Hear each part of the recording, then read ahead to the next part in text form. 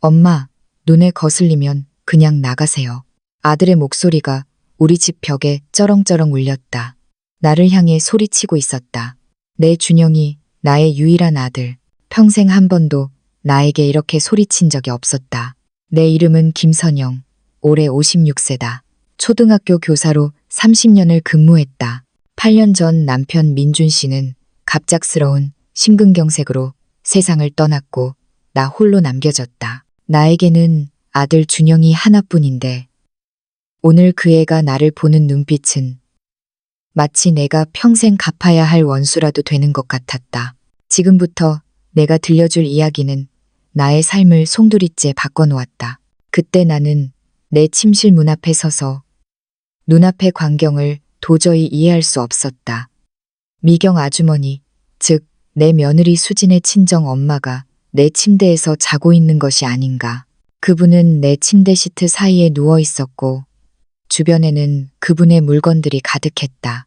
화장대 위에는 그분의 화장품이, 옷장에는 그분의 옷이, 침대 옆 협탁에는 그분의 슬리퍼가 놓여 있었다. 마치 그곳이 그분의 영역이고 내가 침입자라도 되는 양말이다. 준영아, 이건. 나는 입을 열었지만 목소리는 산산조각 났다. 겨우 출장을 마치고 돌아온 참이었다. 일주일 만에 돌아왔는데 집이 이런 꼴이 되다니. 시끄러워요. 그의 눈은 분노로 붉게 충혈되어 있었다. 56년을 살면서 내 아들이 이런 눈빛으로 나를 보는 것을 본 적이 없었다. 미경 아주머니는 지금 아주 힘든 시간을 보내고 계세요.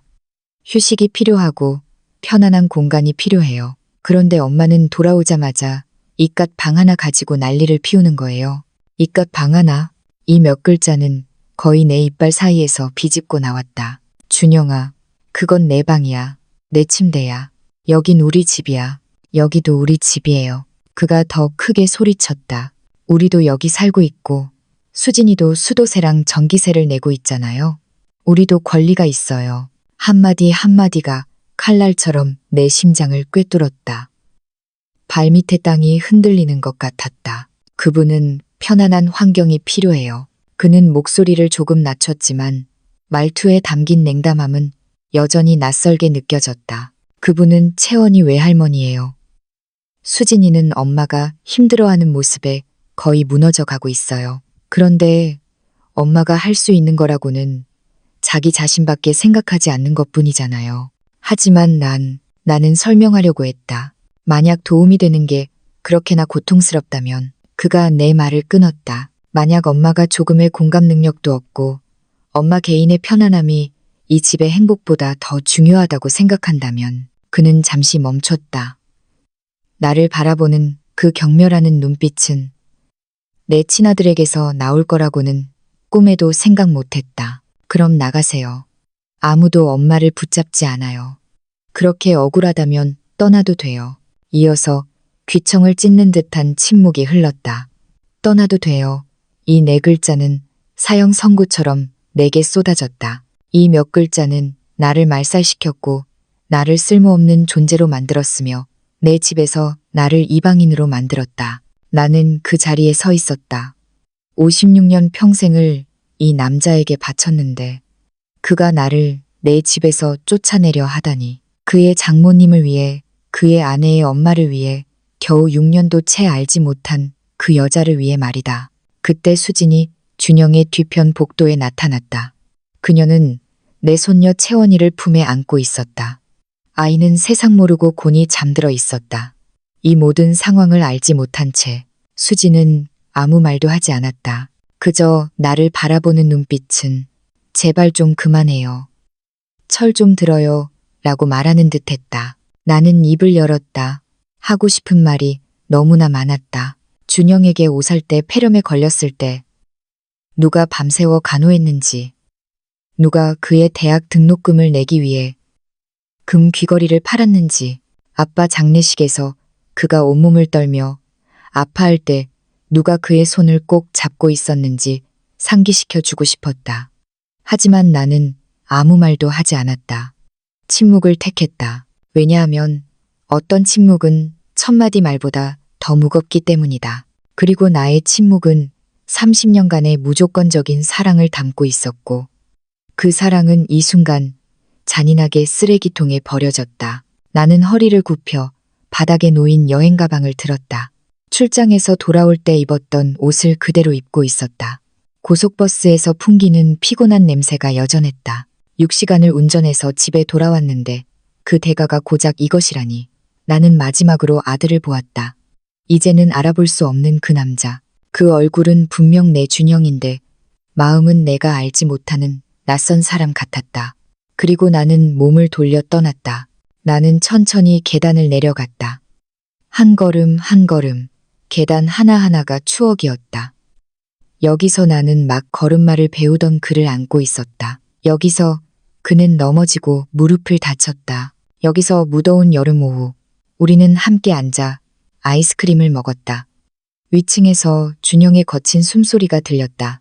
그가 나를 보고 있다는 것을 느낄 수 있었지만 나는 뒤돌아보지 않았다. 만약 한 번 더 뒤돌아본다면, 만약 그의 눈에 담긴 냉담함을 다시 본다면 나는 그 자리에서 무너져 내릴 것 같았다. 나는 대문을 나섰다. 장바구니를 들고 수천 번 드나들었던 이 문. 예전에 갓 태어난 준영을 푸른 아기띠에 싸서 이 문을 넘었을 때 내 마음은 사랑과 희망으로 가득했었다. 나는 정처 없이 거리를 걸었다. 내 두 다리는 저절로 움직이는 것 같았다. 길가의 사람들이 인사를 건넸다. 옆집의 임 여사가 창문으로 고개를 내밀었다. 박씨 아저씨도 손을 흔들었다. 나는 기계적으로 그들에게 가짜 미소를 지으며 응답했다. 나는 시내 공원에 도착해 벤치에 앉았다. 예전에는 매주 일요일 절에 다녀온 후 남편과 나는 늘 이 벤치에 앉곤 했다. 준영이 어렸을 때 나는 여기서 그가 옆에서 노는 것을 지켜보았다. 그때 그는 달콤한 목소리로 나를 불렀지만 이제 그 목소리는 추억으로만 남아있다. 나는 가방에서 휴대폰을 꺼냈다. 손가락이 떨렸다. 몇 년 동안 저장해둔 번호 정 변호사에게 전화를 걸었다. 그는 정직한 사람이었고 돌아가신 남편의 믿음직한 친구였다. 내 목소리를 알아듣고 그가 놀란 것이 전화 너머로 느껴졌다. 정 변호사님, 내 목소리는 이상하리만큼 침착했다. 그것은 파괴 후의 평온함, 태풍의 눈 속의 고요함이었다. 내용 증명을 보내야 해요. 아주 급해요. 내 집에 세입자들이 있는데 그들을 내보내고 싶어요. 24시간 안에요. 전화 너머로 길고 긴 침묵이 흘렀다. 선영 씨, 그의 목소리가 아주 조심스러워졌다. 우리가 지금 아드님과 그 가족에 대해 이야기하는 건가요?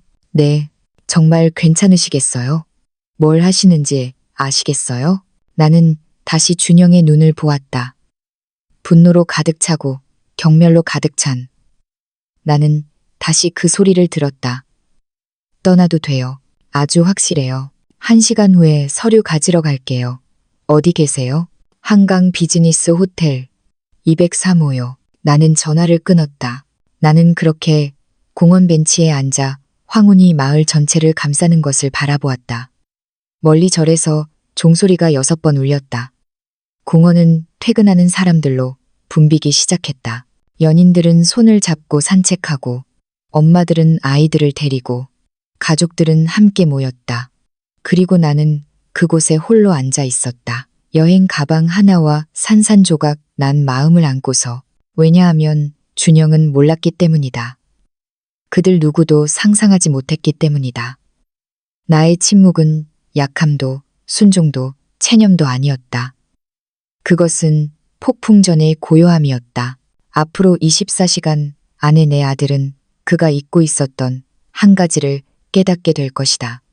나는 그의 엄마일 뿐만 아니라 그 집의 집주인이라는 것을, 유일한 집주인, 그리고 어떤 선은 넘어서는 안 된다는 것을, 심지어 자신에게 생명을 준 사람에게도 말이다. 하지만 그들이 그 통지를 받았을 때 일어난 일은 우리 누구도 예상하지 못했다. 한강 비즈니스 호텔은 아주 평범한 곳이었다.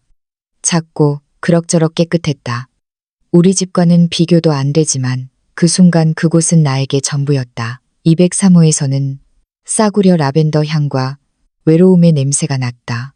나는 침대에 앉아 있었고 여행 가방은 바닥에 던져진 채 열려있지 않았다. 집을 나온 후 처음으로 눈물이 흘러내렸다. 나 자신을 위해 우는 것이 아니었다. 우리가 한때 가졌던 과거를 위해 울었고 우리가 잃어버린 모든 것을 위해 울었다. 왜냐하면 얼마 전까지만 해도 준영과 나는 그림자처럼 함께 했었다. 그는 3월 14일에 태어났고 나는 18시간의 진통 끝에 그를 낳았다. 남편 민준 씨는 1초도 내 곁을 떠나지 않았다. 우리가 마침내 첫 울음소리를 들었을 때 우리는 서로를 바라보며 우리의 인생이 그 순간부터 바뀌었음을 알았다. 준영은 아주 순한 아기였다. 잠도 잘 자고 밥도 잘 먹고 잘 웃었다. 무엇보다 엄마에게 찰싹 붙어 다녔다.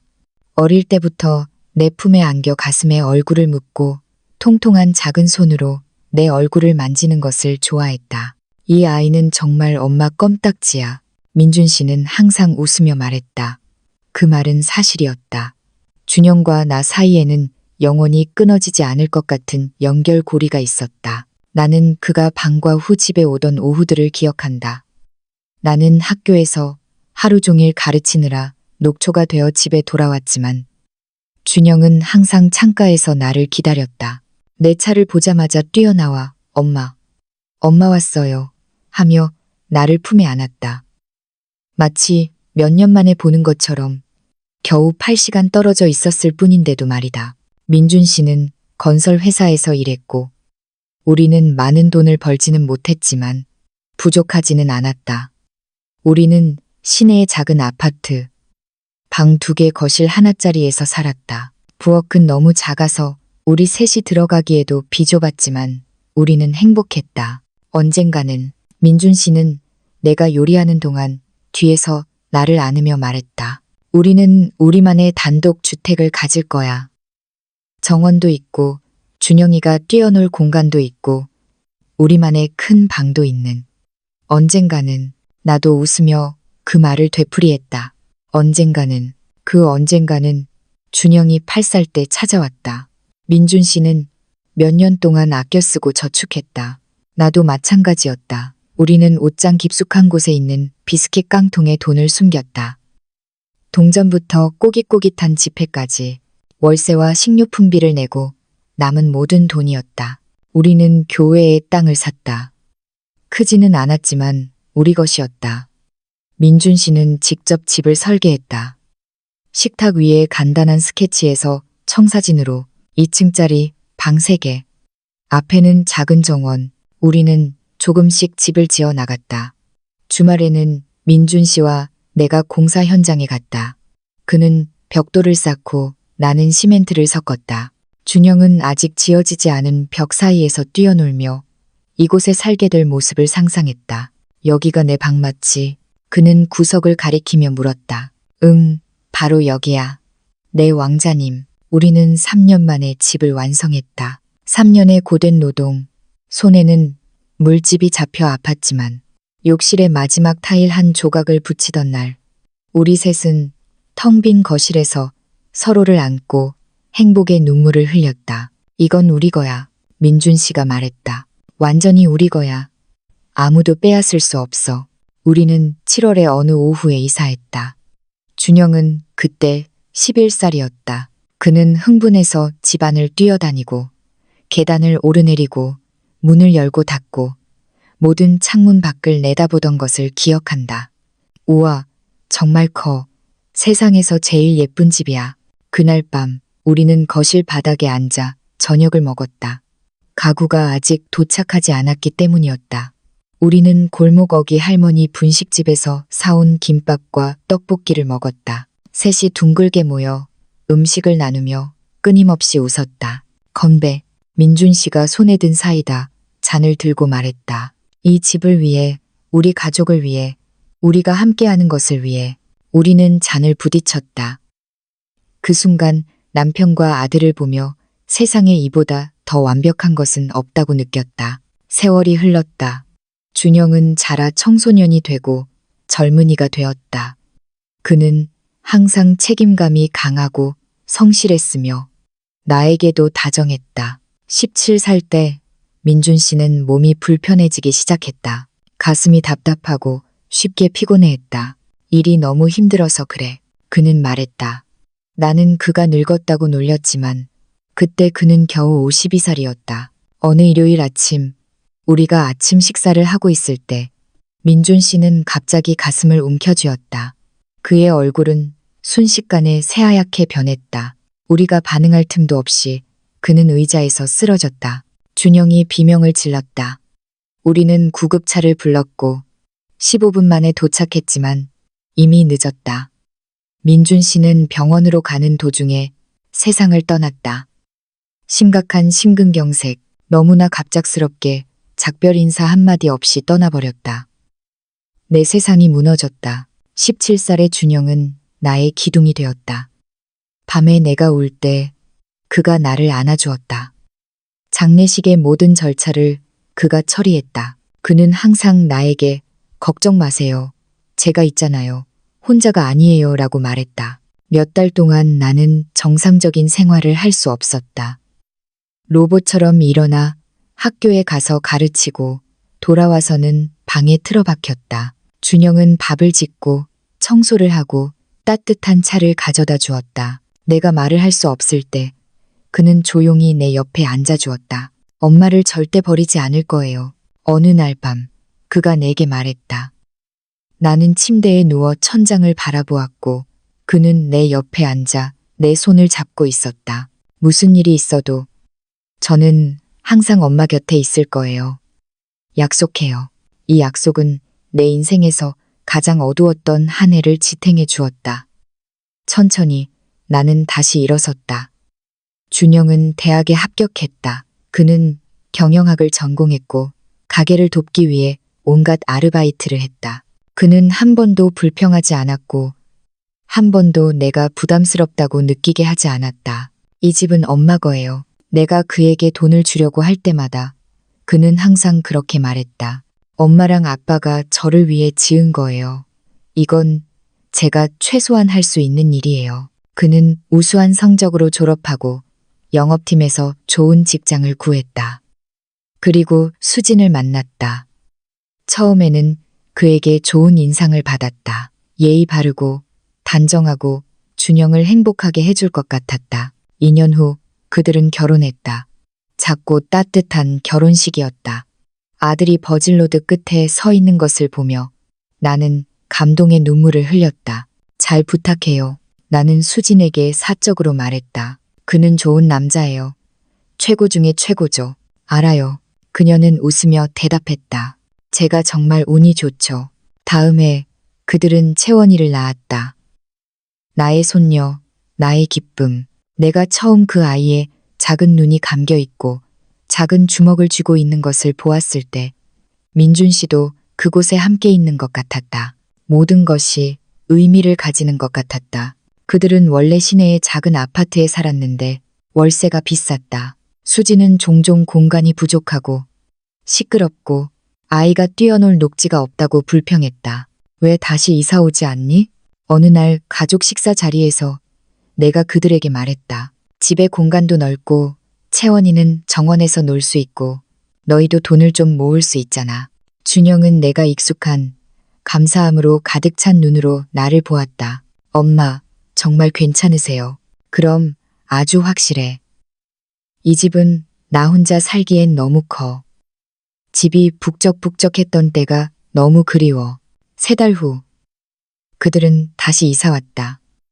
처음에는 모든 것이 완벽했다. 나는 채원이를 돌보고 밥을 짓고 청소를 도왔다. 나는 내가 쓸모있고 필요한 존재라고 느꼈다. 하지만 그 후 그분이 나타났다. 미경 아주머니. 모든 것이 변하기 시작했다. 처음에는 잠시 방문하는 정도였다. 주말 동안, 그 후 일주일, 그리고 2주일, 그분이 머무는 시간이 점점 길어졌고 나는 내 집에서 점점 더 투명한 존재가 되어가는 것 같았다. 그들은 나에게 말하는 태도가 변했다. 덜 존중하고 덜 예의 바르게. 준영도 더 이상 내 하루가 어땠는지 묻지 않았다. 채원이는 나보다 미경 외할머니 곁에서 더 많은 시간을 보냈다. 하지만 나는 참았다. 일시적인 일이라고 생각했기 때문이다. 모든 것이 예전처럼 돌아올 것이라고 생각했다. 나는 완전히 착각하고 있었다. 이제 이 호텔 방에 앉아 눈물이 내 손 위로 떨어지는 것을 보며 나는 무서운 사실을 깨달았다. 그 소리치기 훨씬 전부터 나는 이미 아들을 잃고 있었다. 조금씩 침묵 속에서 나도 모르는 사이에 그를 잃어버리고 있었다. 문이 노크되었다. 정 변호사였다. 그는 서류 봉투를 들고 있었고 얼굴은 심각했다. 선영 씨, 정말 이렇게 하실 거예요? 그가 들어오며 말했다. 나는 눈물을 닦으며 그를 바라보았다. 평생 이렇게 확신한 적은 없었어요. 알겠습니다. 그럼 여기 서명하세요. 내일 아침 제가 직접 그들에게 전달할게요. 나는 서명했다. 손은 조금도 떨리지 않았다.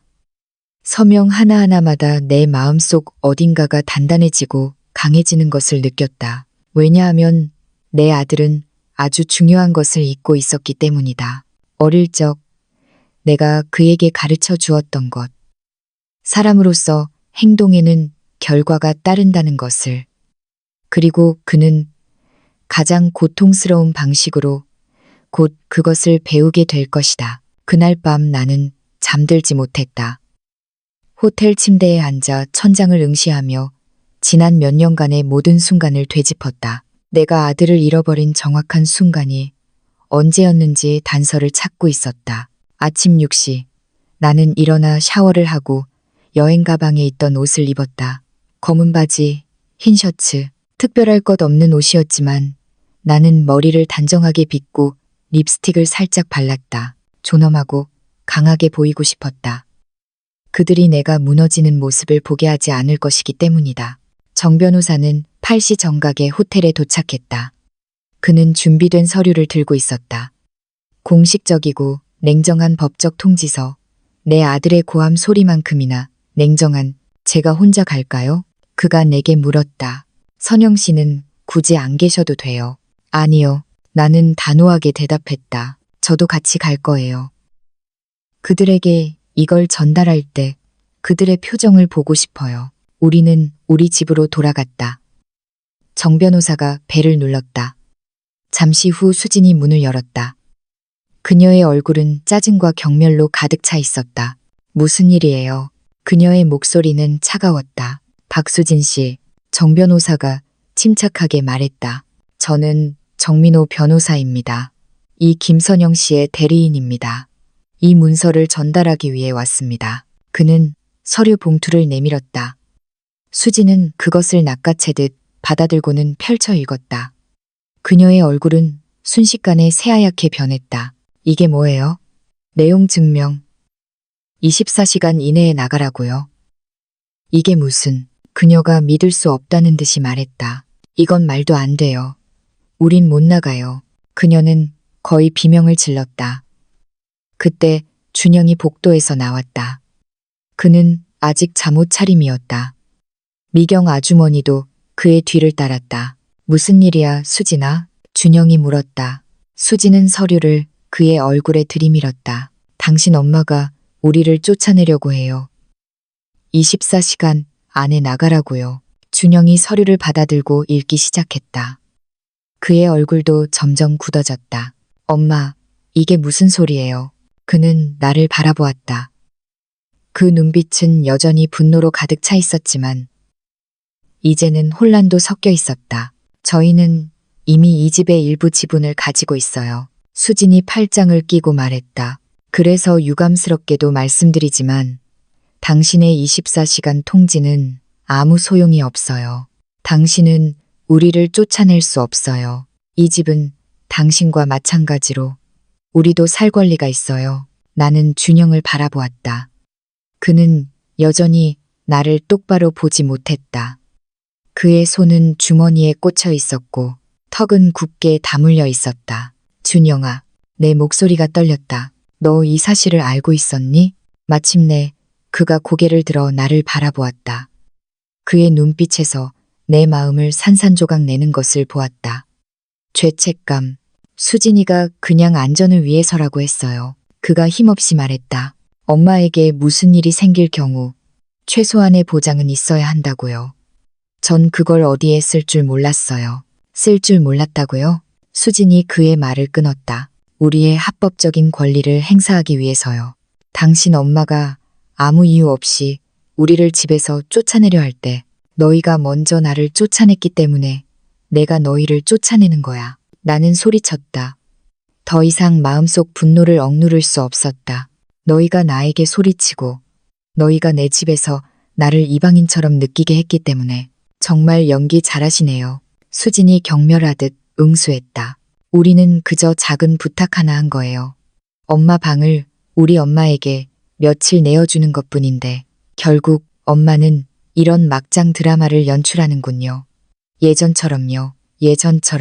예전처럼 내가 믿을 수 없다는 듯 되풀이했다. 네, 예전처럼요.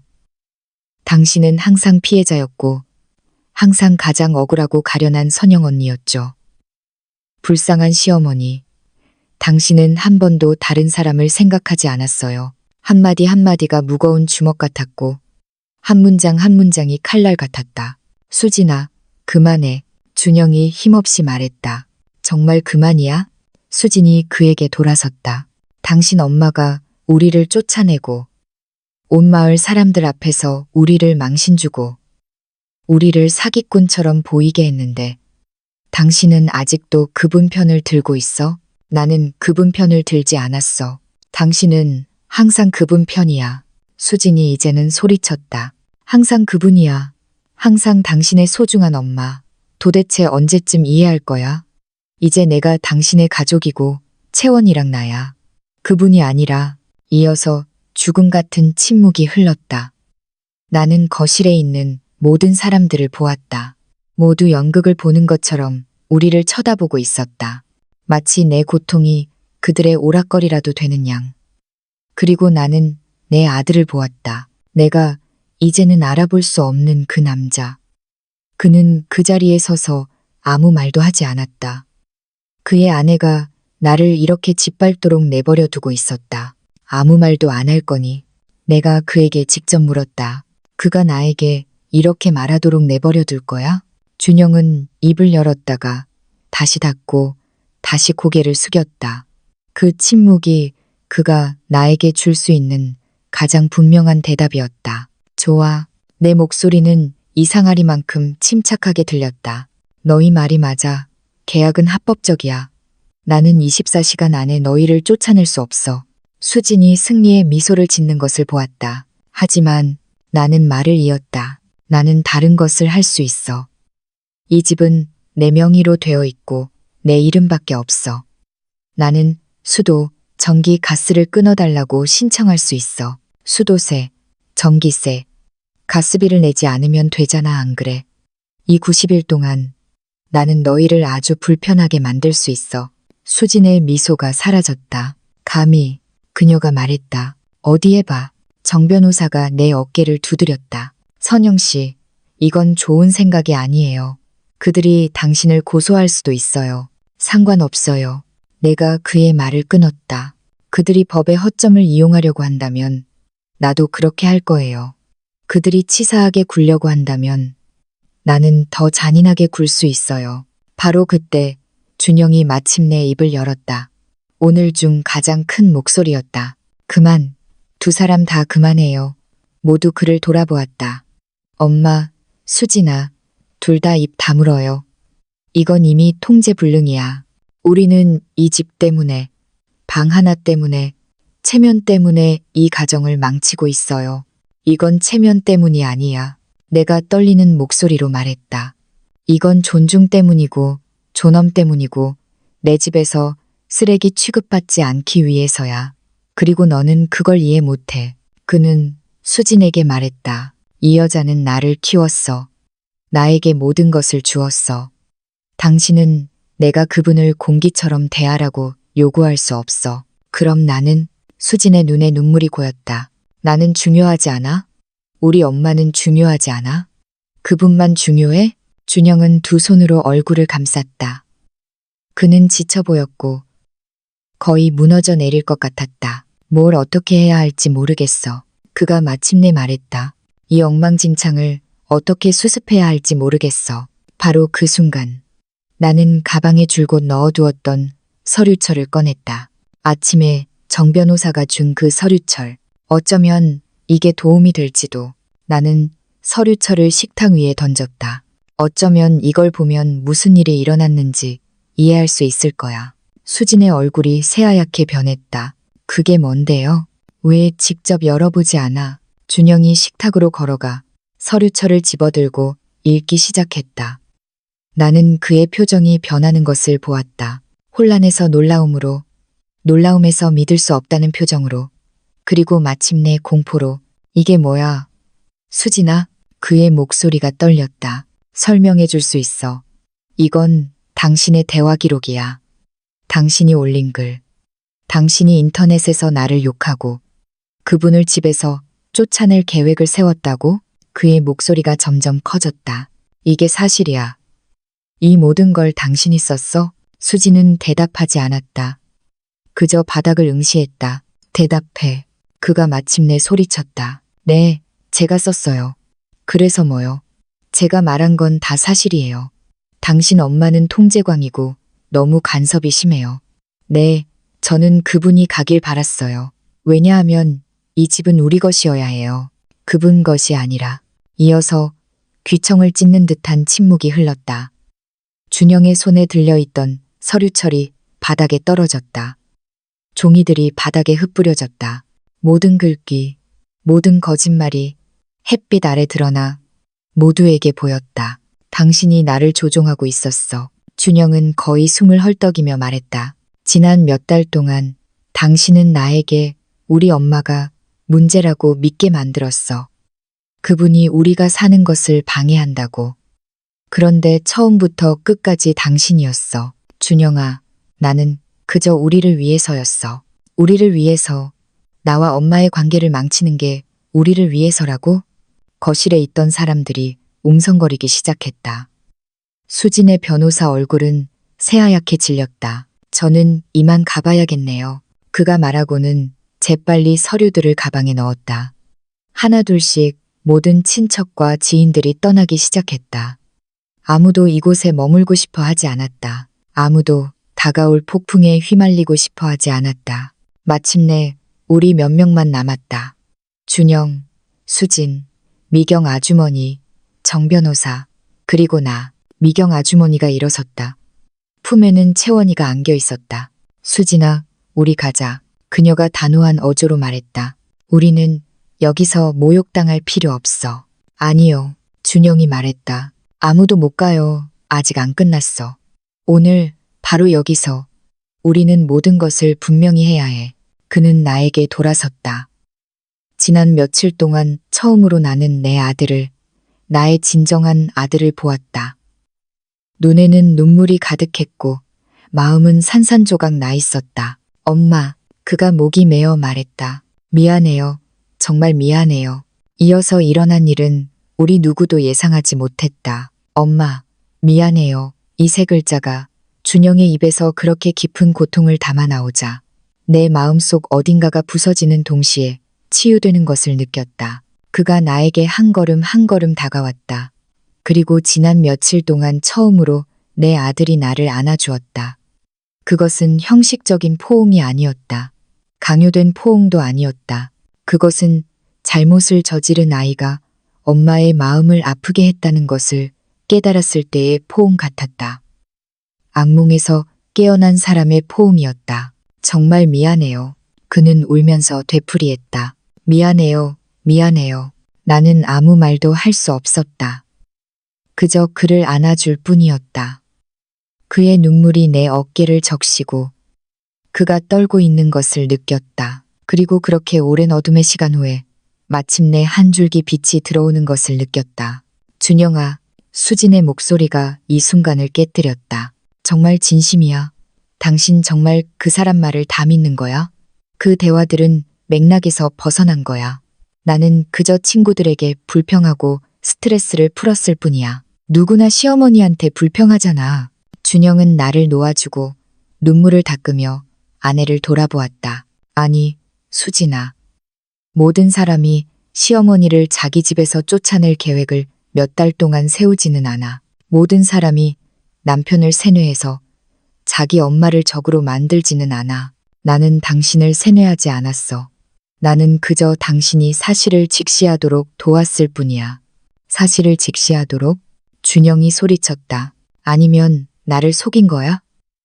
왜냐하면 이제 와서 이 모든 것을 연결시켜보니 많은 것들을 깨달았거든. 엄마가 무슨 말을 할 때마다 당신은 반박했지. 내가 엄마와 함께하고 싶을 때마다 당신은 공교롭게도 일이 있었고, 당신은 어떻게 나를 엄마에게서 한 걸음 한 걸음 멀어지게 했지? 당신이 그분이 우리가 사는 것을 방해한다고 말했으니까. 당신이 나랑 나누고 싶지 않았으니까. 준영이 소리쳤다. 당신은 내가 엄마와 당신 사이에서 한쪽을 선택하도록 만들었어. 그런데 나는 바보같이 당신의 함정에 빠졌어. 수지는 울기 시작했다. 하지만 그것은 후회의 눈물이 아니었다. 그것은 분노의 눈물이었다. 들통나서 화가 난 눈물이었다. 좋아. 이제 내가 나쁜 사람인 거지? 이제 다 내 잘못인 거지? 그럼 당신 엄마는? 그분은 우리를 쫓아냈잖아. 우리를 망신 주고 우리를 갈 곳 없게 만들었잖아. 그건 당신이 먼저 엄마를 침대에서 자게 했기 때문이야. 준영이 응수했다. 그분의 방에서, 그분의 가장 사적인 공간에서. 당신은 그분이 어떤 반응을 보일 것이라고 예상했어? 나는 그분이 공감 능력이 있을 거라고 생각했어. 우리 엄마가 힘들었잖아. 그럼 나는, 준영의 목소리가 다시 목이 메었다. 내가 그분의 방을 빼앗고 그분을 공기처럼 대하고 그분에게 소리치며 나가라고 했을 때 우리 엄마는 힘들지 않았을까? 그는 두 손으로 얼굴을 감싸고 어깨를 떨었다. 세상에. 그가 중얼거렸다. 내가 무슨 짓을 한 거지? 내가 엄마에게 무슨 짓을 한 거야? 줄곧 침묵을 지키던 미경 아주머니가 마침내 입을 열었다. 준영아, 정신 차려. 수진이는 그저 이 가정을 위해 자기 엄마를 돌보기 위해 그랬던 거야. 그게 뭐가 잘못됐다는 거야? 뭐가 잘못됐냐고요. 준영이 그를 똑바로 노려보며 말했다. 거짓말하는 게 잘못된 거 아니야. 조종하는 게 잘못된 거 아니야. 남의 모자 관계를 파괴하는 게 잘못된 거 아니야. 나는 아무것도 파괴하지 않았어. 미경 아주머니가 차갑게 말했다. 내 엄마 자신의 태도가 모든 것을 망친 거야. 내 태도? 나는 포옹 속에서 처음으로 입을 열었다. 내 목소리는 내가 생각했던 것보다 더 단호했다. 어떤 태도? 너희를 환영하기 위해 문을 열어준 태도, 손녀를 돌봐준 태도, 밥을 짓고 청소를 하고 소처럼 일하며 너희를 편안하게 해준 태도, 바로 그 오지랖 넓은 태도 말이야. 미경 아주머니가 독서를 퍼부었다. 아들이 여기 살면 집이 여전히 자기 혼자만의 것이라고 생각하는 태도. 자기가 더 이상 아들 인생에서 가장 중요한 여자가 아니라는 것을 깨닫지 못하는 태도. 이 말들은 내가 인정하고 싶지 않을 만큼 상처가 되었다. 이 아주머니, 정 변호사가 끼어들었다. 저는 이제 그만 가시는 게 좋겠다고 생각합니다. 이건 가족 문제입니다. 나도 가족이야. 미경 아주머니가 소리쳤다. 나는 그 아이의 할머니야. 나도 그 사람만큼이나 여기에 있을 권리가 있어. 아니요, 아주머니. 준영의 목소리는 이제 단호하고 차가웠다. 아주머니는 여기에 있을 권리가 없어요. 여긴 우리 엄마 집이에요. 아주머니는 여기 환영받지 못해요. 미경 아주머니는 마치 따귀를 맞은 듯 그를 바라보았다. 뭐라고? 나가셔야 한다고요. 지금 당장. 아주머니와 아주머니 딸은 이 집을, 우리 모두를 자신들의 이익을 위해 이용했어요. 그런데 나는 눈이 멀어서 보지 못했어. 준영아, 당신 엄마에게 그렇게 말할 수 없어. 수진이 떨리는 목소리로 말했다. 나는 안 돼? 왜 안 되는데? 그가 방금 우리 엄마에게 그렇게 말했잖아. 당신도 우리 엄마에게 그렇게 말했잖아. 왜 우리 엄마는 참아야 하고 당신 엄마는 참지 않아도 돼? 왜냐하면 우리 엄마는 나를 낳았고 혼자 나를 키웠으니까.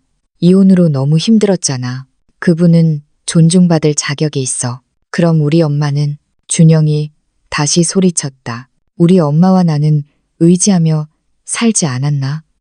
그분은 매일 힘들게 일해서 나에게 가정을 주고 폐물을 팔아 나를 대학에 보냈어. 아빠가 돌아가시고 내가 무너져 내렸을 때 그분이 내 곁에 있었어. 그분은 존중받을 자격이 없을까? 모든 것이 죽음처럼 고요해졌다. 수지는 할 말이 없었다. 미경 아주머니는 바닥을 응시했다. 그리고 나는 거의 숨을 쉴 수 없었다. 왜냐하면 그렇게 오랫동안 투명인간 취급을 받은 후 내 아들이 마침내 나를 위해 일어서 주었기 때문이다. 준영아, 수진이 목소리를 부드럽게 했다. 그녀가 늘 쓰던 애교 섞인 어조였다. 화난 거 알아. 일이 통제불능이 된 것도 알아. 하지만 우리는 해결할 수 있어. 이야기할 수 있어. 준영은 고개를 저었다. 더 이상 이야기할 것도 없어. 왜냐하면 나는 더 이상 당신을 신뢰하지 않아. 이 말은 내 마음에 무거운 펀치처럼 다가왔다. 무슨 뜻이야? 내 말은 당신이 거짓말을 했다는 거야. 지난 몇 달 동안 당신은 내가 엄마를 의심하게 만들었어. 엄마가 문제라고 믿게 만들었지. 이제야 나는 문제가 당신이라는 것을 깨달았어. 나는 당신을 용서할 수 있을지 모르겠어. 수진의 얼굴이 새하얗게 질렸다. 준영아, 나는 당신 아내야. 우리에게는 딸도 있잖아. 알아. 믿어줘. 나보다 더 잘하는 사람은 없어. 그렇기 때문에 당신이 한 짓은 더 심한 거야. 왜냐하면 당신은 나뿐만 아니라 우리 가정을 해쳤어. 당신은 채원이와 친할머니의 관계를 망쳤어. 이 모든 게 무엇을 위해서였어? 이 집을 위해서? 당신 엄마가 훌륭하다고 느끼게 하기 위해서? 우리 엄마는 도움이 필요했어. 우리 엄마도 필요했단 말이야. 준영은 머리카락을 움켜쥐었다. 그는 거의 무너져 내릴 것 같았다. 모르겠어. 엄마는 8년 전 아빠를 잃었어. 혼자 살고 계셔. 그분이 우리가 다시 이사 오게 한 건 우리를 사랑하고 우리가 곁에 있기를 바랐기 때문이야. 그런데 나는 그분을 적으로 대했어. 그는 나에게 돌아섰다. 눈은 붉게 부어 있었고 얼굴은 울음 때문에 부어 있었다. 엄마. 그의 목소리가 산산조각났다. 제가 얼마나 후회하는지 표현할 단어를 정말 찾을 수 없어요. 저는 세상에서 가장 형편없는 아들이에요. 제가 엄마를 실망시켰고 엄마에게 이렇게 깊은 상처를 줬어요. 최악은 제가 어떻게 만회해야 할지 모르겠어요. 준영아, 너는 엄마 말을 다 듣지 않을 거예요. 저는 말해야 해요. 그가 깊이 숨을 들이쉬었다. 아빠가 돌아가셨을 때 제가 엄마를 절대 버리지 않고 항상 곁에 있을 거라고 약속했어요. 그런데 저는 최악의 방식으로 그 약속을 깨버렸어요. 저는 엄마를 버렸을 뿐만 아니라 엄마를 쫓아냈어요. 엄마 자신의 집에서 엄마를 이방인처럼 골칫거리처럼 대했어요. 눈물이 그의 뺨을 타고 흘러내렸다. 이 시간 동안 저는 계속 수진이를 변명하고 미경 아주머니 편을 들고 엄마를 멀리했어요. 아빠는 하늘에서 분명 분통을 터뜨리실 거예요. 왜냐하면 아빠는 엄마를 그렇게 사랑하고 아꼈고 저에게도 그렇게 하라고 가르쳤는데 저는 모든 것을 잊어버렸으니까 아빠가 가르쳐준 모든 것을 잊어버렸어요. 내 마음도 산산조각 났다. 아들이 이렇게 고통스러워하고 후회하는 것을 보는 것은 어떤 모욕이나 고함보다 더 내 마음을 아프게 했다. 준영아, 내가 떨리는 목소리로 말했다. 아빠는 너를 자랑스러워할 거야. 왜냐하면 너는 마침내 정신을 차렸어. 내 잘못을 인정했어. 이것이 바로 아빠가 너에게 가르쳐 준 거야. 떳떳한 남자가 되는 법. 잘못을 하면 인정하는 법. 하지만 너무 늦었을까요? 준영이 씁쓸하게 웃었다. 제가 이렇게 깊은 상처를 줬는데 우리 관계는 이미 예전으로 돌아갈 수 없을 거예요. 늦지 않았어. 내가 단호하게 말했다. 엄마는 아들을 용서하는데 결코 늦지 않아. 엄마가 저를 용서한다고요? 그의 목소리는 희망에 찬 길 잃은 어린아이 같았다. 용서해 줄게. 나는 주저없이 말했다. 나는 너를 영원히 용서할 거야. 왜냐하면 너는 내 아들이니까. 엄마의 사랑은 끝이 없어. 수진이 좌절한 듯 한숨을 쉬었다. 이건 너무 말도 안 돼요, 준영아. 당신 정말 그 사람 말을 다 믿는 거야? 엄마가 한 짓을 잊을 거야? 우리를 어떻게 쫓아냈는지, 어떻게 우리를 망신 줬는지. 준영은 그녀를 쳐다보지도 않았다. 그분은 그럴 권리가 있어. 완전히 그럴 권리가 있어. 왜냐하면 이곳은 그분의 집이고 그분의 영역이니까. 우리가 그분의 호의를 남용한 거야. 우리가 아니야. 당신 엄마가 이를 키운 거야. 그만. 준영의 분노 섞인 고함에 우리 모두 깜짝 놀랐다. 미경 아주머니 품에서 잠들어 있던 채원이마저 깨어나 울음을 터뜨렸다. 준영이 걸어가 미경 아주머니 손에서 딸을 받아들고 아이가 진정될 때까지 부드럽게 흔들었다. 잘 들어요. 그의 목소리는 단호했지만 절제되어 있었다. 이 난장판은 오늘 끝낼 거예요. 수진아, 당신과 당신 엄마는 지금 당장 이 집에서 나가세요. 호텔이든 아파트든 어디든 상관없으니 머물 곳을 찾으세요. 여기서는 안 돼요. 그럼 당신은? 수진이 떨리는 목소리로 물었다. 준영은 채원이를 바라보았다가 나를 바라보았다.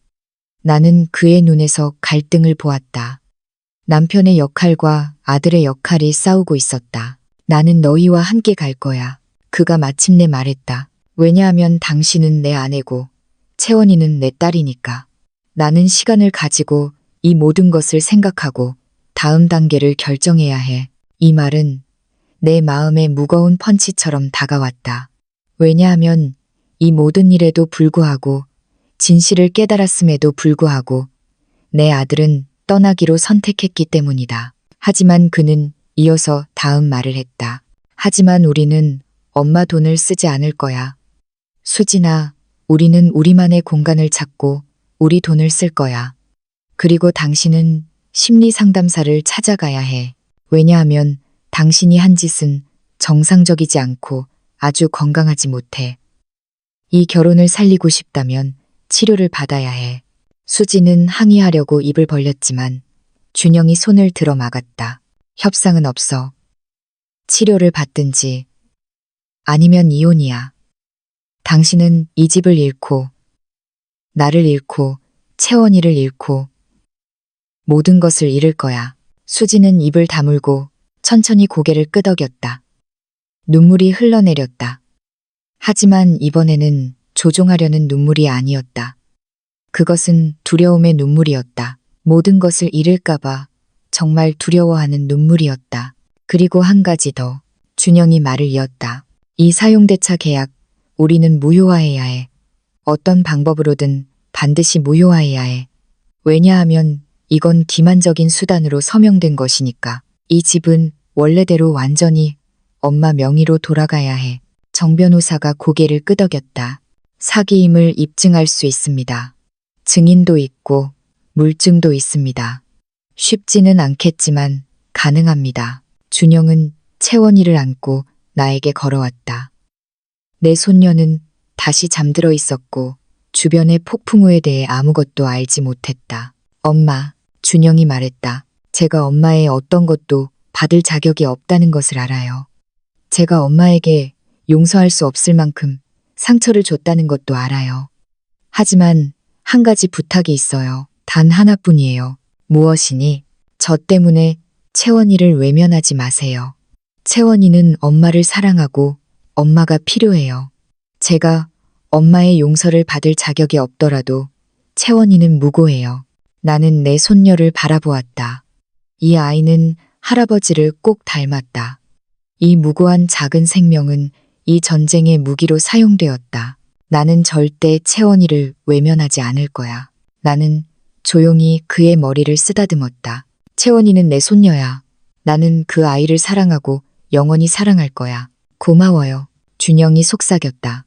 그는 내 이마에 길고 깊은 입맞춤을 했다. 사랑과 후회로 가득 찬, 그리고 몸을 돌렸다. 가자. 그가 수진에게 말했다. 필요한 것만 챙겨. 1시간 후에 떠날 거야. 이어진 1시간은 혼란의 시간이었다. 수진과 미경 아주머니는 짐을 싸러 위층으로 올라갔다. 준영은 거실에 남아 나와 함께 있었다. 침묵. 무슨 말을 해야 할지 몰랐다. 정 변호사가 내 어깨에 손을 얹었다. 괜찮으세요? 나는 고개를 끄덕였다. 정말 괜찮은지는 확신할 수 없었다. 왜냐하면 나는 이겼다. 나는 집을 되찾았고 진실을 밝혀냈고 내 아들의 정신을 차리게 했다. 하지만 나는 또한 잃었다. 왜냐하면 아들이 떠나고 있었고 손녀가 떠나고 있었고 언제 다시 만날 수 있을지 알 수 없었기 때문이다. 그들이 마침내 짐을 들고 내려왔을 때 나는 현관에 서서 그들이 짐을 차에 싣는 것을 바라보았다. 내 집이 산산조각 나는 것을 바라보았다. 준영이 마지막으로 나왔다. 그는 내 앞에 멈춰섰다. 전화할게요. 그가 약속했다. 매일 전화할게요. 우리는 이 문제를 해결할 거예요. 반드시 해결할 거예요. 약속해요. 알았어. 내가 말했다. 마음은 피를 흘리고 있었지만 사랑해요. 엄마. 나도 사랑해. 아들. 그가 떠났다. 차는 시동을 걸고 길모퉁이에서 사라졌다. 나는 텅 빈 현관에 서서 세상의 모든 무게가 한꺼번에 나를 짓누르는 것을 느꼈다. 정 변호사는 내 곁에 아무 말 없이 서 있었다. 그저 함께 있었다. 왜냐하면 때로는 동반이 어떤 말보다 더 중요하기 때문이다. 나는 집 안으로 들어갔다. 텅 빈 집, 고요한 집, 내가 목숨 걸고 되찾은 집. 나는 거실 소파에 앉았다. 예전에는 민준 씨와 내가 수천 번 여기에 앉았었다. 예전에는 갓난아기 준영을 안고 여기에 앉았었다. 나는 울었다. 잃어버린 모든 것을 위해 울었고, 되찾은 모든 것을 위해 울었고, 다시는 돌아갈 수 없는 시간들을 위해 울었다. 하지만 눈물 속에서 나는 다른 것을 느꼈다. 평온함. 왜냐하면 나는 존엄을 되찾았기 때문이다. 나는 경계를 설정했고 내 공간을 지켰다. 나는 어머니일 뿐만 아니라 나 자신의 가치도 있다는 것을 증명했다. 그리고 그것만으로도 어느 정도는 충분했다. 적어도 지금은 그랬다. 하지만 우리 누구도 몰랐다. 이것은 마지막 정거장이 아니었다. 이것은 단지 첫 번째 전투일 뿐이었다. 그들이 떠난 후 처음 3일은 내 인생에서 가장 힘든 시간이었다. 집은 아주 조용했다. 하지만 이 고요함은 예전과는 달랐다. 예전에는 평화롭고 온화한 홀로 사는 여인의 자유로움이었다. 이제 이것은 무겁고 날카로운 고요함이었다. 전쟁 후의 죽음 같은 고요함. 나는 방마다 걸어 다녔다. 마치 유령을 보는 것 같았다. 부엌에서는 어릴 적 숙제를 하던 준영이 보였고 나는 요리를 하고 있었다. 거실에서는 안경을 쓰고 신문을 읽던 민준 씨가 보였다. 정원에서는 채원이가 꽃밭 사이를 뛰어다니며 크게 웃고 있었다. 모두 유령이었고 모두 추억이었다. 정 변호사는 매일 찾아왔다. 선영 씨, 뭐라도 좀 드세요. 그가 말했다. 나는 고개를 끄덕였지만 음식은 아무 맛도 나지 않았다. 한 입 한 입이 돌을 삼키는 것 같았다. 회장님, 미숙 씨, 장 씨, 아저씨, 마을의 친구들도 찾아왔다. 그들은 나와 이야기하고 나를 웃게 해주었다. 정말 감사했다. 하지만 내 마음속의 그 구멍은 아무도 채울 수 없었다. 그것은 아들이 없는 구멍이었다. 준영은 약속대로 매일 저녁 7시에 전화했다. 대화는 아주 짧고 어색했으며 긴 침묵으로 가득했다. 잘 지내세요? 응. 너는? 괜찮아요. 채원이 할머니가 뽀뽀해달라고 했어. 응. 사랑해. 나도 사랑해, 아들. 전화를 끊으면 나는 휴대폰을 멍하니 쳐다보았다. 전화 한 통 한 통이 내가 무엇을 잃었는지 상기시켜 주었다. 넷째 날밤이 되어서야 상황이 반전되었다.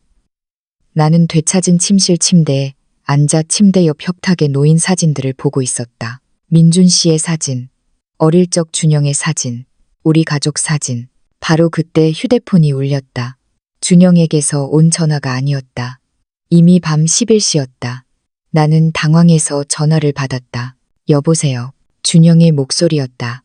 하지만 평소와 달랐다. 산산조각 나 있었고 공포에 질려 있었다. 엄마, 드릴 말씀이 있어요. 잠시 와주실 수 있나요? 제발. 내 심장이 빨리 뛰었다. 무슨 일이야? 채원이는 괜찮니?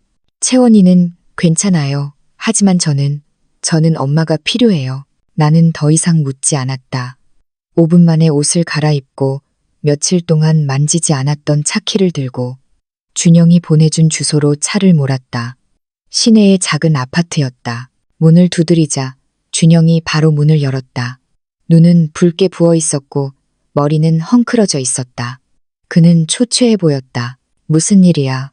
내가 들어서며 물었다.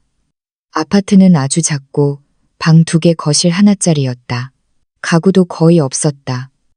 우리 집과는 비교도 안 되었다. 수진이가 떠났어요. 준영이 떨리는 목소리로 말했다. 채원이를 데리고 친정으로 갔어요. 시간을 가지고 진정할 시간이 필요하다고 했어요. 나는 소파에 앉아 이 소식을 소화했다. 언제? 2시간 전에요. 우리가 싸웠어요.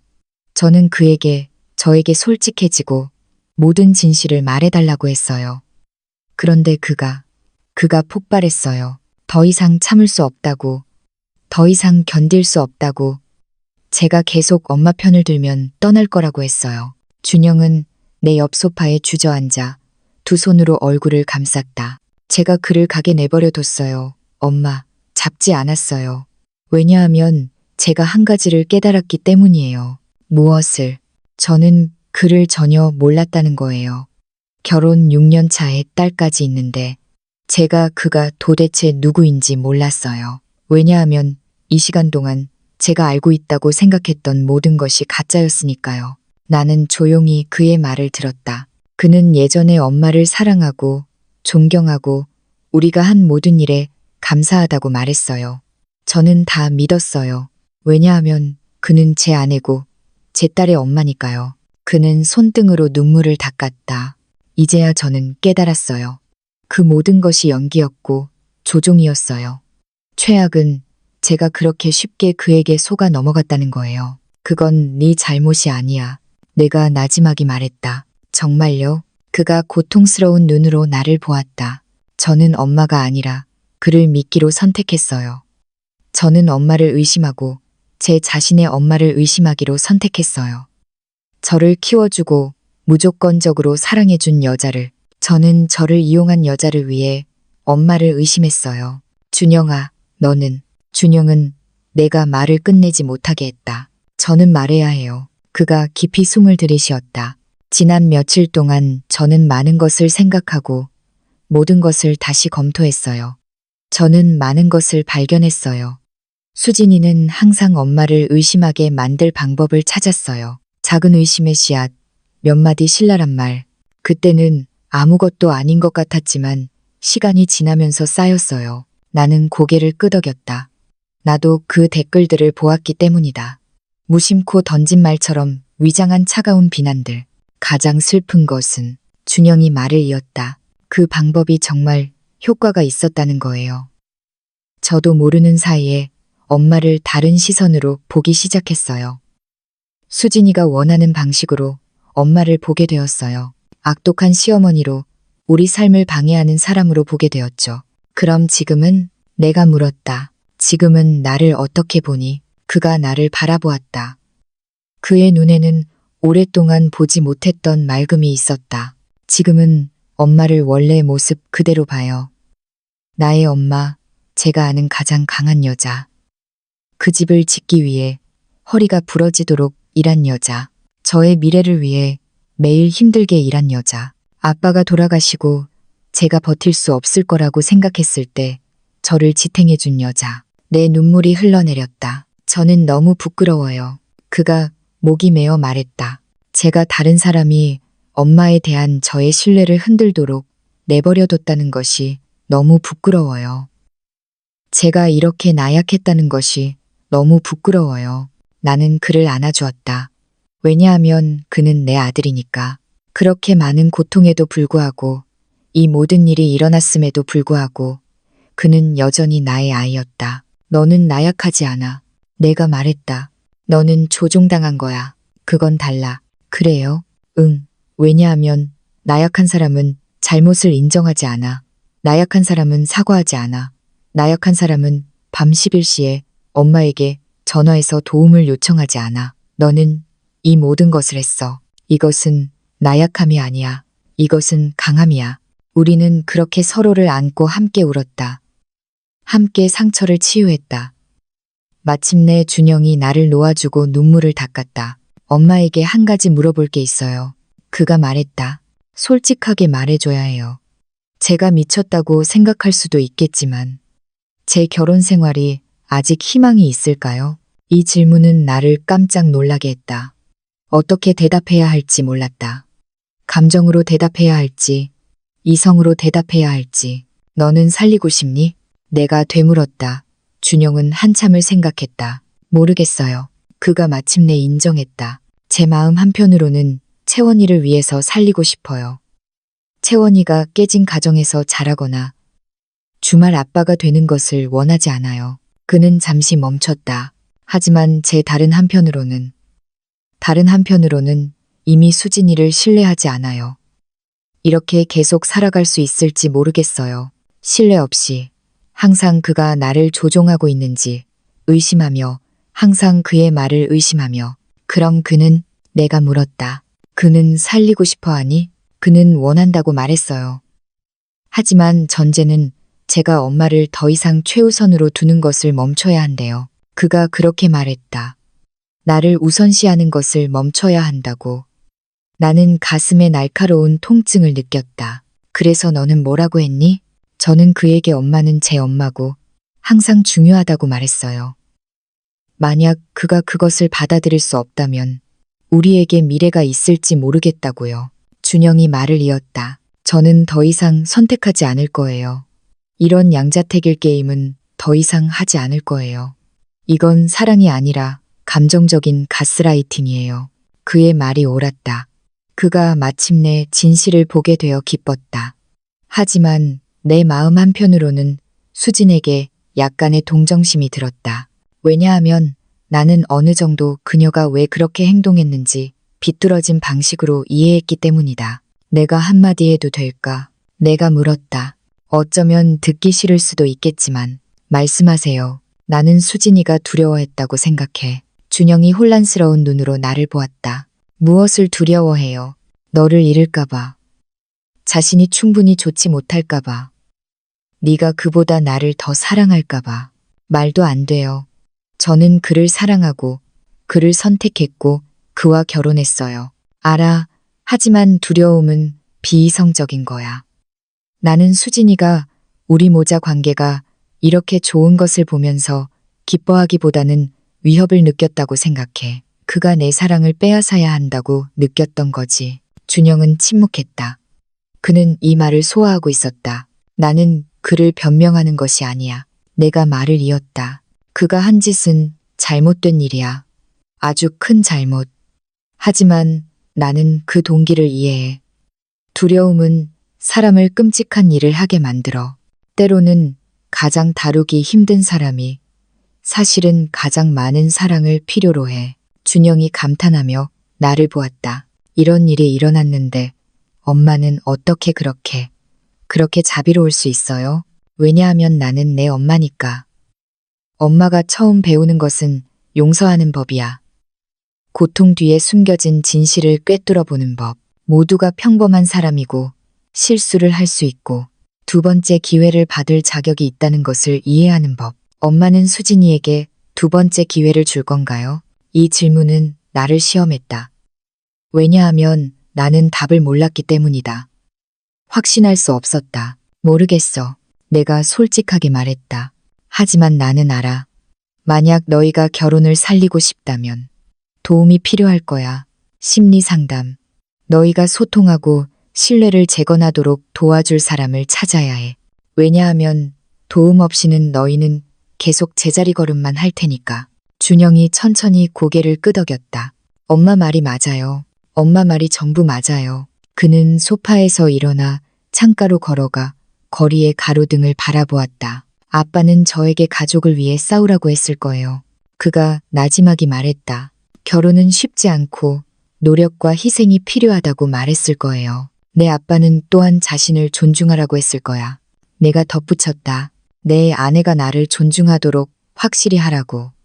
왜냐하면 그는 누구도 나에게 무례하게 대하는 것을 용납하지 않았으니까. 준영이 슬프게 웃었다. 아빠가 너무 그리워요. 너무나도. 나도 그래 아들. 나도. 우리는 잠시 침묵했다. 엄마라면 어떻게 했을까요? 그가 마침내 물었다. 두 분이라면, 엄마와 아빠라면 어떻게 했을까요? 나는 잠시 생각했다.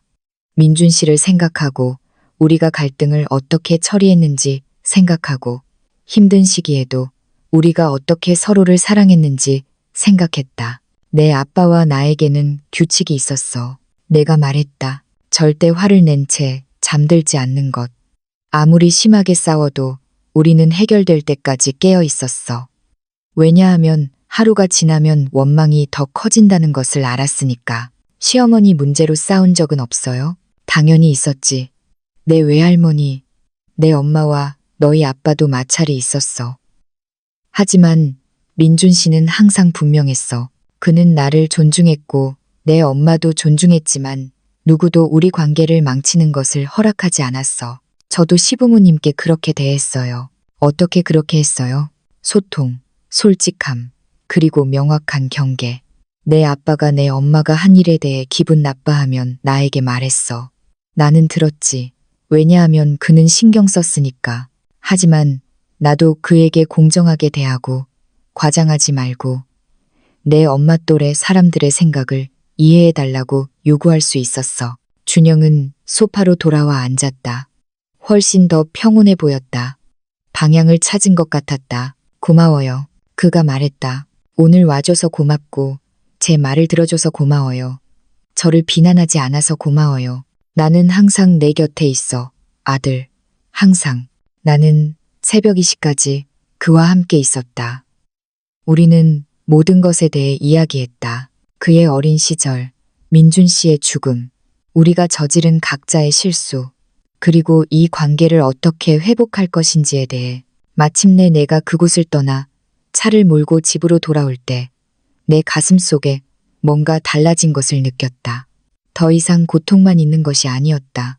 분노만 있는 것도 아니었다. 희망이 있었다. 희망. 어쩌면 우리는 이 재앙에서 치유될 수 있을지도 모른다. 당장은 아닐 것이다. 쉽지도 않을 것이다. 하지만 결국에는 나아질 것이다. 집에 도착해 문을 열자 며칠 만에 처음으로 집의 고요함이 더 이상 무겁지 않았다. 평화롭게 느껴졌다. 나는 침대 옆에 앉아 협탁의 사진을 바라보았다. 때때로 민준 씨가 너무 그리울 때처럼 그에게 말을 걸었다. 우리 아들은 괜찮을 거야. 내가 사진을 향해 말했다. 그는 큰 잘못을 저질렀어. 아주 큰 잘못. 하지만 그는 당신의 마음을 가지고 있어. 그것은 그가 집으로 돌아오는 길을 찾을 것이라는 의미야. 바로 그때 휴대폰이 진동했다. 준영에게서 온 문자 메시지였다. 오늘 밤 고마워요. 수진이랑 이야기했어요. 우리 상담받으러 갈 거예요. 효과가 있을지는 모르겠지만 시도해 볼 거예요. 사랑해요. 나는 웃었다. 지난 며칠 동안 처음으로 진심으로 웃었다. 터널 끝에 빛을 보았기 때문이다. 아주 희미하고 아주 멀었지만 그곳에 있었다. 때로는 그것으로 충분하다. 어둠 속의 한 줄기 빛, 우리 누구도 몰랐다. 그 빛으로 가는 길이 생각보다 훨씬 더 힘들 것이라는 것을. 모든 것이 끝나기 전에 우리는 우리가 얼마나 많이 배웠는지, 시험할 또 하나의 시험을 치러야 할 것이라는 것을. 하지만 그날 밤 방의 고요함 속에서 나는 스스로 희망을 품는 것을 허락했다. 그것으로 충분했다. 이어진 몇 주 동안은 느린 치유 과정이었다. 준영과 수지는 상담을 시작했다. 나는 더 이상 묻지 않았다. 내가 간섭할 일이 아니었다. 하지만 아들의 변화를 느꼈다. 미묘한 변화, 좋은 변화. 그는 더 자주 전화했고 토요일에는 채원이를 데리고 나를 찾아왔다. 수지는 한 번도 오지 않았다. 괜찮았다. 우리 모두에게는 거리가 필요했다. 정 변호사는 사용대차 계약 무효화 절차를 처리하고 있었다. 과정은 느렸고 서류 작업도 많았지만 진행 중이었다. 사기 증거는 명확했고 시간 문제였다. 그리고 어느 화요일 오후 예상치 못한 전화가 걸려왔다. 김선영 씨 맞으시죠? 낯선 여자의 목소리였다. 네, 맞아요. 저는 이미정 상담사입니다. 아드님과 며느리분의 심리 상담사입니다. 혹시 상담 세션에 참석하실 시간이 있으신가요? 수진 씨가 제3자가 있는 상황에서 어머님과 이야기하고 싶어 합니다. 내 심장이 빨리 뛰었다. 준비가 되었는지 알 수 없었다. 하지만 내 마음속에서 가야 한다는 목소리가 들렸다. 언제요? 이번 주 금요일 오후 4시 괜찮으실까요? 갈게요. 금요일은 너무 빨리 찾아왔다. 나는 침착하고 강하게 보이기 위해 정성껏 차려입었다. 상담사의 사무실은 아주 아늑했다. 베이지색 벽, 부드러운 그림들, 구석에는 화분이 있었다. 수지는 이미 그곳에 있었다. 달라 보였다. 말랐고 얼굴은 창백했으며 다크서클이 깊었다. 준영은 그녀 옆에 있었다. 내가 들어가자 그가 나를 안아주었다. 와주셔서 고마워요. 그가 속삭였다. 임 상담사가 우리를 앉혔다. 나는 1인용 소파에 앉았고 수진과 준영은 맞은편 긴 소파에 앉았다. 선영 씨, 상담사가 입을 열었다. 수진 씨가 어머님께 할 말이 있습니다. 저는 그에게 완전히 솔직하고 방어하지 않고 변명하지 않고 오직 진실만을 말하라고 요구했습니다. 나는 수진을 바라보았다. 그녀는 내 시선을 피했다. 선영 씨. 그녀의 목소리가 떨렸다. 제가 사과하고 싶어요. 이 말들은 아주 힘들게 나왔다. 마치 한마디 한마디가 그녀의 목을 베는 것 같았다. 제가 한 짓이 너무 잘못된 일이라는 것을 알아요. 제가 준영을 조종했고 어머님께 너무 못되게 굴었고 어머님을 집에서 쫓아낼 계획을 세웠어요. 제가 이 모든 것을 한 이유는 그가 멈추자 눈물이 흘러내렸다. 제가 두려웠기 때문이에요. 무엇이 두려웠니? 내가 나지막이 물었다. 제가 충분히 좋지 못할까봐. 준영이 어머님을 저보다 더 사랑할까봐. 제가 항상 두 번째 순위일까봐. 그녀는 깊이 숨을 들이쉬고 말을 이었다. 제가 12살 때 엄마가 이혼했어요. 아빠는 젊은 여자 때문에 엄마를 버렸죠. 몇 년 동안 저는 엄마가 계속 자신을 비난하며 자신이 충분히 좋은 아내가 아니어서 아빠가 떠났다고 말하는 것을 보았어요. 저는 그런 두려움을 안고 자랐어요. 그녀는 말을 이었다. 제가 충분히 좋지 못할까봐, 대체될까봐 두려웠어요. 제가 어머님과 준영의 관계가 그렇게 좋은 것을 보았을 때 저는 기쁘지 않았어요. 저는 그것이 위협이라고 느꼈어요. 그가 어머님을 그렇게 필요로 한다는 것은 제가 충분히 좋지 못하다는 의미이고 제가 그의 삶의 빈자리를 채울 수 없다는 의미라고 느꼈어요. 저는 소통을 선택하지 않았고 제 불안감을 직면하지 않았어요. 저는 어머님을 공격하고 밀어내는 것을 선택했어요. 왜냐하면 어머님이 없으면 그가 저를 더 필요로 할 것이라고 생각했으니까요. 눈물이 이제 걷잡을 수 없이 흘러내렸다. 결국 저는 모든 사람에게 상처를 주었어요. 어머님께 상처를 주고 준영에게 상처를 주고 우리 가정에 상처를 주었죠. 저는 제 두려움 때문에 결혼을 망칠 뻔했어요. 그녀는 손으로 눈물을 닦았다. 어머님께서 저를 용서해 주시리라고 바라지 않아요. 제가 그럴 자격이 없다는 것을 알아요. 하지만 어머님께 미안하다고 말해야 해요. 제가 했던 모든 못된 말과 모든 악랄한 계획을 후회해요. 모든 것을요. 이어서 아주 긴 침묵이 흘렀다. 나는 수진을 바라보았다. 정말 그를 바라보았다. 내가 줄곧 보기를 거부했던 면을 보았다. 부서진 여자, 상처받은 여자, 고통에 쫓기는 여자. 그럼 네 엄마는? 내가 물었다. 그분도 미안해하니? 수지는 고개를 숙였다. 우리 엄마는 사과하지 않을 거예요. 그분은 우리가 옳았고 가정을 지키는 중이었다고 생각해요. 알겠다. 하지만 저는 그분과 거리를 두려고 노력 중이에요. 그녀가 서둘러 덧붙였다. 임상담사님께서 우리 엄마가 자신의 고통을 저에게 투영하고 있다는 것을 깨닫게 해주셨어요. 그분은 저에게 시어머니를 적으로 대하라고 가르쳤어요. 왜냐하면 그분도 예전에 자신의 시어머니에게 그렇게 했으니까요. 저는 더 이상 이런 패턴을 반복하고 싶지 않아요. 저는 그가 자랑스러워요. 준영이 끼어들었다. 어머니를 직면하는 것이 아주 어렵다는 것을 알아요. 하지만 그는 우리를 위해, 이 가정을 위해 노력하고 있어요. 나는 아들을 보았다. 그가 수진을 바라볼 때에 눈에 담긴 사랑을 보았다. 나는 이해했다. 그는 선택을 했다. 나와 그 사이에서 선택하는 것이 아니라 치유를 선택하고 성장을 선택하고 더 나은 관계를 구축하는 것을 선택했다. 수진아, 내가 마침내 말했다. 내 솔직함에 감사하고 네가 한 일을 인정해줘서 감사해. 저를 용서해 주실 건가요? 그녀가 희망에 찬 눈으로 물었다. 노력 중이야. 내가 솔직하게 대답했다. 용서는 라면처럼 빨리 되는 게 아니야. 과정이 필요해. 하지만 약속할게. 준영이를 위해, 채원이를 위해, 우리 모두를 위해 노력할게.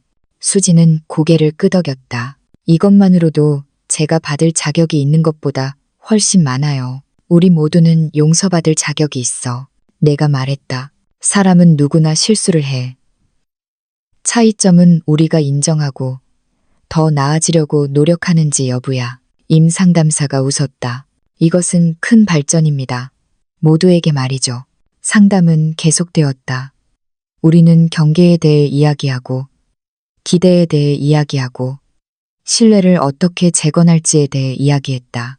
헤어질 때 수진이 나에게 다가왔다. 선영 씨, 그녀가 수줍게 말했다. 언젠가는 우리가 예를 들어 커피를 마시면서 정말 서로를 알아갈 수 있을까요? 거짓말 없이, 계산 없이 나는 그를 바라보았다. 처음으로 가능성을 보았다. 새로운 관계의 가능성을. 언젠가는. 내가 말했다. 우리 모두 준비가 되었을 때. 그녀는 웃었다. 작은 미소였지만 진심이었다. 고마워요. 집으로 운전해 돌아오는 길에 가슴에 이상한 느낌이 들었다. 완전히 행복한 것은 아니었다. 여전히 고통이 있었고 여전히 두려움이 있었다. 하지만 다른 것이 있었다. 몇 주 동안 느끼지 못했던 것, 진정한 희망. 그날 밤 준영은 평소처럼 7시에 전화했다. 우리의 대화는 달라졌다. 기분은 어때, 엄마? 피곤하지만 괜찮아. 너는? 안도했어요. 수진이가 정말 노력하고 있어요. 저도 마찬가지고요. 우리는 진정으로 소통하는 법을 배우고 있어요. 정말 잘 됐다, 아들. 그리고 엄마에게 할 말이 하나 더 있어요. 말해봐. 계약이 무효화되었어요. 정 변호사님이 처리했어요. 집은 다시 엄마 혼자만의 것이 되었어요. 깨끗하게. 나는 눈을 감았다. 어깨를 짓누르던 천근만근의 짐이 벗겨지는 것을 느꼈다. 고마워. 내가 나지막이 말했다. 고맙지 않아요. 엄마가 포기하지 않아줘서 고맙고, 엄마의 권리를 위해 싸워줘서 고맙고, 경계를 설정하는 것이 이기적인 것이 아니라 자신을 사랑하는 것이라고 가르쳐줘서 고마워요. 전화를 끊고 나는 거실에 앉았다. 마침내 완전히 내 것이 된 내 집에서 평온함을 느꼈다. 왜냐하면 정의가 항상 법원 판결에서 오는 것은 아니기 때문이다. 때로는 진실이 밝혀지고 사람들이 잘못을 인정하고 사랑이 체면보다 중요할 때 온다. 비록 길이 고통스러웠고 상처는 남겠지만 우리는 소중한 교훈을 얻었다는 것을 나는 안다. 가족은 부서질 수 있지만 또한 치유될 수도 있다. 우리는 치유되고 있다. 아주 느리게, 아주 아프게, 하지만 치유되고 있다. 만약 여러분도 비슷한 일을 겪고 있다면 용서할 것인가? 아니면 상처가 너무 깊은가? 왜냐하면 이제부터가 이 이야기의 가장 중요한 부분이기 때문이다. 마지막 순간, 내가 남기고 싶은 유산. 미경 아주머니가 내 침대에서 자고 있는 것을 발견했던 그 오후로부터 6개월이 지났다. 내 인생이 격변한 지 6개월이 지났다. 나는 정원에 앉아 있었다. 몇 년 전 민준 씨와 내가 함께 심었던 그 정원. 평화로운 일요일 저녁이었다. 석양이 하늘을 주황색과 분홍색으로 물들이고 있었다. 내 손에는 식은 커피 한 잔이 들려 있었지만 상관없었다. 나는 커피를 마시기 위해 여기에 온 것이 아니라 이 평온함을 위해 온 것이었다. 채원이는 잔디밭에서 놀고 있었다. 이제 4살이다. 준영은 매주 일요일 그 아이를 데리고 온다. 때로는 그들 둘만 오고 때로는 수진도 온다. 하지만 그들이 온다는 것이 중요하다. 할머니, 보세요.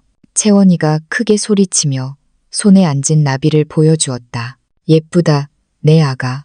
내가 웃으며 말했다. 준영은 내 옆에 앉아 있었다. 우리 사이에는 더 이상 긴장감도 어색한 침묵도 없었다. 우리는 이야기하는 법을 배웠다. 진실을 말하는 법을, 사랑으로 경계를 설정하는 법을. 무슨 생각하세요? 그가 물었다. 이 모든 것에 대해 내가 솔직하게 대답했다. 우리가 어떻게 여기까지 왔는지, 이 평온함을 찾기 위해 얼마나 많은 것을 겪었는지. 그가 고개를 끄덕였다. 힘들었지만 그럴 만한 가치가 있었어요. 수지는 집안에서 레모네이드를 만들고 있었다. 오늘은 오기로 결정했다. 자주 오지는 않았다. 괜찮았다. 우리는 여전히 관계를 구축하는 중이었고, 여전히 어색한 순간들이 있었지만, 존중이 있었고, 명확한 경계가 있었고, 더 나아지려는 마음이 있었다. 그녀가 물 주전자를 들고 나왔을 때 나에게 살짝 미소 지었다. 예전의 가짜 미소가 아니었다. 진심이었다. 작지만 진심이었다. 고마워요, 수진아. 그녀가 나에게 물을 따라주자 내가 말했다. 천만에요, 선영씨. 우리는 조용히 잠시 앉아 있었다. 세 사람이 채원이가 꽃밭에서 뛰어노는 것을 바라보았다. 나는 한 가지를 깨달았다. 이것이 바로 내가 항상 원했던 것이다. 완벽한 가정이 아니라 진정한 가정. 상처와 흉터가 있지만 함께 서서 노력하는 가정. 그날 밤 그들이 떠난 후 나는 거실에 남아 있었다. 내가 목숨 걸고 되찾은 이 집을 바라보았다. 나의 고통과 분노 그리고 변화를 목격한 벽들을 바라보았다. 나는 스스로에게 물었다. 가치가 있었을까? 그 고통은 가치가 있었을까? 그 싸움은 가치가 있었을까? 대답은 긍정적이었다. 1000번도 더 가치가 있었다. 왜냐하면 나는 예전에는 몰랐던 것을 배웠기 때문이다. 엄마의 사랑이 모든 것을 참는 것을 의미하지 않는다는 것을, 평화를 위해 희생하는 것을 의미하지 않는다는 것을, 다른 사람을 빛나게 하기 위해 자신을 사라지게 하는 것을 의미하지 않는다는 것을. 진정한 사랑, 건강한 사랑은 경계를 포함하고 존중을 포함하며 아니요, 저는 허락하지 않습니다라고 말할 수 있는 능력을 포함한다. 몇 년 동안 나는 좋은 엄마가 되는 것이 순종하는 것이고 내라고 말하는 것이고 아들의 요구를 항상 최우선으로 두는 것이라고 생각했다. 하지만 그날 준영이 나에게 소리치고 나를 쫓아냈을 때 내 마음속 어딘가가 깨어났다. 잠자고 있던 목소리. 그 목소리는 너도 중요해. 내 공간이 중요해. 내 존엄이 중요해라고 말했다. 비록 아팠고 눈물을 흘리고 불면증에 시달렸지만 그 목소리를 지키는 것이 내가 했던 가장 옳은 일이었다. 나 자신을 위해서뿐만 아니라 준영을 위해서도. 왜냐하면 나는 그에게 배워야 할 교훈을 가르쳐 주었기 때문이다. 엄마도 사람이고 감정이 있고 경계가 있으며 존중이 필요하다는 것을. 나는 또한 그에게 진정한 사랑은 맹목적인 것이 아니라는 것을 가르쳐 주었다. 어떻게든 참을게 같은 무조건적인 사랑이 아니라 나는 너를 사랑해서 네가 틀렸다고 말할 용기가 있어. 나는 너를 사랑해서 네가 나를 짓밟는 것을 허락하지 않아. 나는 너를 사랑해서 네가 더 나아지기를 기대해라는 사랑이라는 것을. 나는 식탁 위에 민준 씨 사진을 보았다. 그가 떠난 지 8년이 지났지만 나는 여전히 그가 그립다. 하지만 나는 그가 나를 자랑스러워할 것이라고 생각한다. 내가 마침내 자신을 사랑하는 법을 배우고 사라지지 않는 법을 배우고 떳떳하게 한자리를 차지하는 법을 배웠기 때문에 나는 비슷한 상황을 겪고 있을지도 모르는 여성들을 생각했다. 며느리에게 따돌림 당하는 시어머니들, 적으로 취급받는 시어머니들, 손수 가정을 세웠지만 쫓겨난 여성들. 나는 여러분에게 말하고 싶다. 여러분은 혼자가 아니다. 여러분의 공간을 지키는 것은 잘못이 아니다. 엄마가 되는 것이 발밑에 깔린 존재가 되는 것을 의미하지 않는다. 모욕을 참는 것을 의미하지 않는다. 아들과 배우자를 행복하게 하기 위해 자신을 사라지게 하는 것을 의미하지 않는다. 여러분은 아들을 사랑하면서 동시에 존중을 요구할 수 있다. 여러분은 그가 잘 되기를 바라면서 동시에 경계를 설정할 수 있다. 여러분은 용서하면서 동시에 교훈을 기억할 수 있다. 여러분은 치유하면서 동시에 흉터를 가질 수 있다. 만약 아들이 존엄과 자신의 사랑 사이에서 선택하라고 요구한다면 그가 주는 것은 사랑이 아니라 통제이고 가스라이팅이다. 여러분은 더 나은 대우를 받을 자격이 있다. 나는 침묵이 강력하다는 것을 배웠지만 때로는 소리쳐 그만 여기까지다 라고 말해야 할 때도 있다는 것을 배웠다. 그 소리침이 여러분을 나쁜 엄마로 만들지 않는다. 그것은 여러분을 진정한 사람으로 만들고 강하게 만들며 존엄하게 만든다. 나는 또한 진정한 용서를 배웠다. 싸구려, 괜찮아, 아무것도 아니야, 같은 용서가 아니라 깊은 내가 잘못했다는 것을 알아. 네가 후회한다는 것을 알아. 나는 너를 위해서가 아니라 나 자신을 위해 원망을 내려놓기로 선택해라는 용서. 수진과 나는 영원히 절친이 되지 못할 것이다. 어쩌면 영화 같은 시어머니 며느리 관계는 영원히 불가능할지도 모른다. 괜찮다. 모든 관계가 깊을 필요는 없다. 어떤 관계는 그저 존중하고 예의 바르고 잘 기능하면 된다. 그것으로 충분하다. 중요한 것은 준영이 배웠다는 것이다. 조종을 꿰뚫어 보는 법을 배우고 엄마를 소중히 여기는 법을 배우고 남자는 아내와 엄마 사이에서 양자택일할 필요가 없다는 것을 배웠다. 둘 다 사랑하고 둘 다 존중할 수 있다는 것을, 누구도 희생할 필요가 없다는 것을. 그리고 채원이 나의 아름다운 손녀, 그 아이는 다른 롤모델을 보며 자라고 있다. 자신을 존중할 줄 아는 할머니를 보고 효도하면서도 아내를 아끼는 아빠를 보고 잘못을 직면할 용기가 있는 엄마를 보고 자라고 있다. 어쩌면 그 아이가 자랐을 때 이 고통스러운 패턴을 반복하지 않을지도 모른다. 시어머니를 적으로 대하지 않고 사랑을 빼앗아야 한다고 느끼지 않을지도 모른다. 왜냐하면 사랑은 케이크처럼 나눠 먹으면 없어지는 것이 아니라 늘어나고 확장될 수 있기 때문이다.